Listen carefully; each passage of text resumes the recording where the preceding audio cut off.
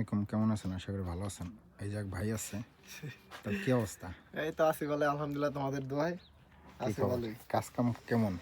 এই যে কাজ কাম চলে, ইনশাল্লাহ ভালোই চলে। এখন সমস্যা নেই, পেঁয়াজ লাগাইতেছি আজকে। আজকে হচ্ছে পেঁয়াজ পেঁয়াজ তো অনেক লাগাইতেছে, বড়। ওই যে ক্ষেত, বিশাল বড় ক্ষেত। আপনারা দেখলে বুঝবেন। এই সাথে আছে হচ্ছে এই যে দেখেন, তো মোটামুটি ইতালিতে যারাই আসে নতুন অবস্থায় তারা হচ্ছে আপনার এই যে পেঁয়াজ খেতে কাজ করে, বুঝছেন?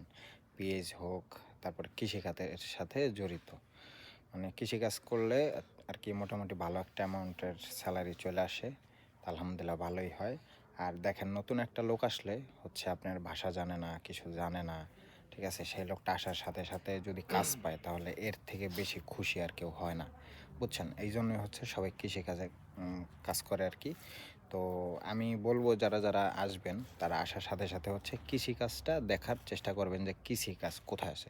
কৃষিকাজ যদি পান তাহলে সাথে সাথে করবেন, সেটা যে কাজই হোক না কেন, ঠিক আছে? তারপরে হচ্ছে আপনার দেখা যায় আছে, ম্যাগাজিন আছে, তারপর ফুলের কাজ আছে, যে যেটা ভাল লাগে সে সেইটা করে, ঠিক আছে? এই যে সোহান আছে, সোহান কিছু বলবার?